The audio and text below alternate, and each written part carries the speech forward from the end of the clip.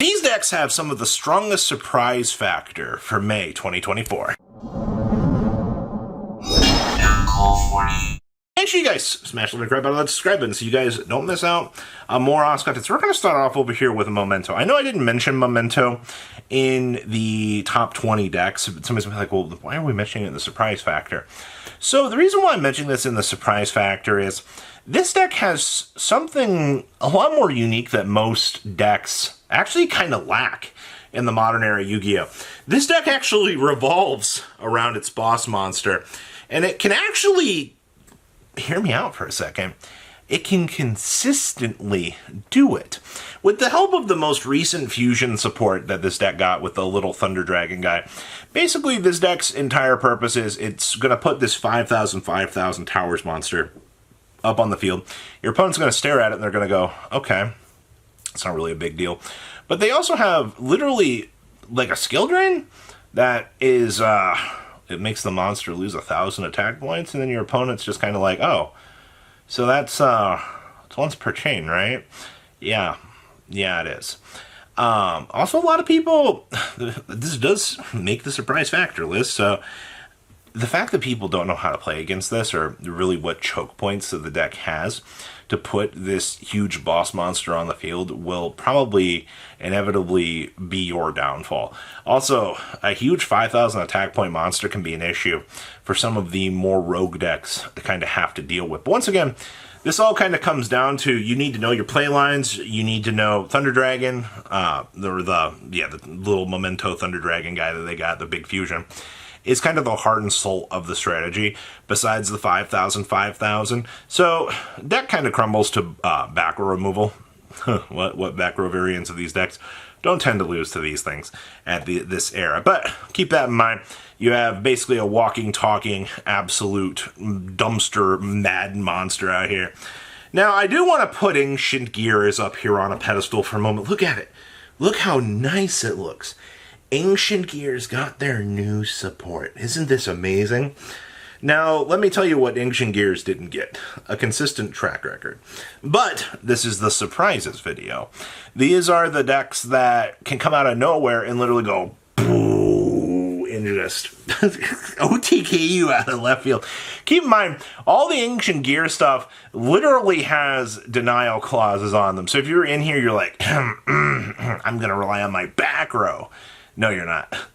Ancient Gear Cheeseburger Pounder 9000 is going to literally pound that out of you. Alright, that's why the Giga Hand Crusher does its thing. Now, how consistent this can be on the good day, I don't know. I definitely would say that this is more of a locals buster kind of thing. I would almost say that this deck's track record of consistency is about as bad as Pyrodotic. You know, did your opponent ash the Snake Strain? If they did, scoop up your cards and call it a day. And Ancient Gears, you have to go second. Whatever your opponent does that they've ignorantly done, you have to not only board break them through, you have to have a good enough hand to OTK, and they can do it. I've seen it. Have I seen it consistently? No. But you can get OTK'd so quickly by this deck. It is insane. I know, that's a lot of... You're not really giving a substance. We're talking like 4 or 5 card combos out here, man. Like, trust me, a power bomb with like 4 Ancient Gears, you scoop them up, alright? You're donezo. Like, but that's everything that you had. Like, that's what you're looking at when you're looking at Ancient Gears, though. Like, that's the truth. That's how stupid that the deck is. I do want to talk about the Lightsworn pile again down here, though, in the surprises category. The surprises category for this is actually got to do with the deck build creation side of itself. Because, especially when you're starting to explore these 50, 60 card versions out here, you don't know what's going to come down, actually. You could see some buy steals kind of, you know, I want to say it's the one-ups, because if they're going down the whole Lightsworn pile and they start milling this stuff, I mean, you could run into Skull Servants in this pile. Alright, I've seen Skull Servants merged in with the Lightsworn stuff, alright? And suddenly you've got an 8,000 attack King of the Skull Servant staring at you going, hi, you want to get OTK'd, buddy? And it's just like, what? Like, I've even seen a Judgment Dragon come down, resolve a board clear, and you're like, okay. That's not a game. A normal summon the Skull Servant. And you're just like, once again, like... And then to top things off, I mean, you can play the Thunder Dragon stuff in these piles. You can play the Bysteel stuff. You have all of the boss monsters that you could want. So, like, in terms of developments, for what you can see here, there is so much that you can cram into this pile that your opponent's just going to have a massive issue with. And honestly, I'm looking forward to seeing it. I want to see what the people can cook out here with the Lightsworn piles. I want to see what kind of consistent nightmares that people are going to be thinking up and going, holy crap, I have to deal with this right now. Yes, you do. All right, but that leaves a lot to really be determined, though. It's all about deck building. And then the course of those cards being revealed in the course of the duel at points in which they're relevant. That then catch you off guard. That's the power of the one-ups. Yay! I love this game some days. The Lightsworn surprises. Next up is Spectre. So, what in the world do we need to really... Why is Spectre such a surprise out here? So, Spectre has a surprise element because even though Unicorn is back at 1, I don't think people really have paid too much attention to the Spectre deck. You know, it's really cool that you look at the way that the deck plays, and you're like, oh, okay, how consistently can we be able to handle, you know, this matchup and things like that? I mean, the cards literally say your opponent cannot target. That's your first issue. But they don't have, I mean, okay, they did get the card to up the consistency of the extra deck. They can also Secret Village lock your opponent, which... I guess that in and of itself is an absolute W when it does actually come up. Trust me, it does. Gotta love Secret Village. I also have access to some very good trap utility options, actually. You might not know this, but Spectres do have relevant spells and traps.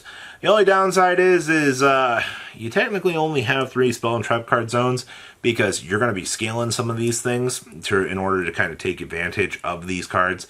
And you kind of have to do a lot of your plays assuming that things are going to kind of stick around.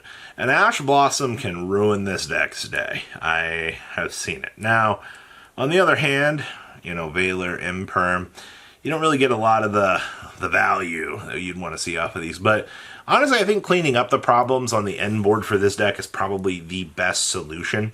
Just kind of let them do the thing and then maybe Harpy's Feather Duster them. You know, just out pile drive them with the advantage. The deck does have its own issues, but keep in mind if there's a Secret Village on that end board, you know, you're going to be inconvenienced a lot more than you initially think. Also, Skill Drain tears this deck apart. Be like that, though. And then I want to talk a little bit about the Volcanic FTK that's still kind of looming out here in the format. Now, you might not have kind of realized this, but Volcanics are still sitting over here in the corner. Nothing has really changed for that deck. I was actually listening to one of my local Volcanic players talking about, you know, the deck is still a very consistent creature out here. And I guess my only major concerns about this is since we're heading on into such a big format where we're expecting a lot of hand traps and a lot of these board breakers. Board breakers, I guess Droplet does kind of help against the deck. Just being able to stop the big boss monster from pinging you at certain points can be good. Especially if you're going second and you know you need to negate something along the way. You can do that. Typically cutting them off at some of the choke points definitely can help out. But if they're going first and you truly don't know where to end their career, they're going to probably FTK you if they're playing that version of the deck.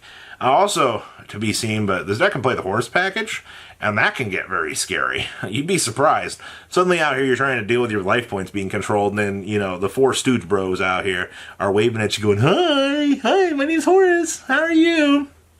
And then all of a sudden you just are like, oh, I just got literally destroyed because the random RNG that kind of comes along with this package just did its thing. Yeah, that's literally how it works. Yay, consistency. Well, that's my thoughts for the surprises for this format for now. What do you guys think? Please leave a comment down below. Tell me what you guys think, and I'll see your beautiful faces back at the end of the day, guys. Peace. Patrons, thank you.